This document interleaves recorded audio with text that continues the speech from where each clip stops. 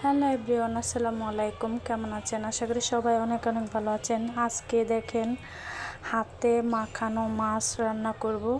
তো সর্বপ্রথমে মাছটি আমি মেখে নিয়েছি সব মশলা দিয়ে। এই যে দেখেন বাইং মাছ, বড় বড় কই মাছ, তো একসাথে সব মাছ দিয়ে রান্না করব। তো এখন আমার মাখানো প্রায় শেষ, তো আমি চুলা এখন বসাবো।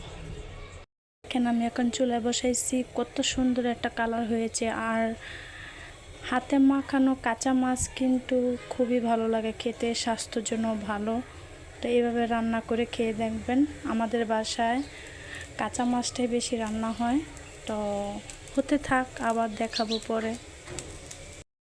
এই যে দেখেন আমার হাতে মাছ মাখানো কাঁচা মাছ, এই যে কত সুন্দর কালার হয়েছে দেখেন। বাইং মাছ, কই মাছ, তো আমি মেখে বসাই এইভাবে।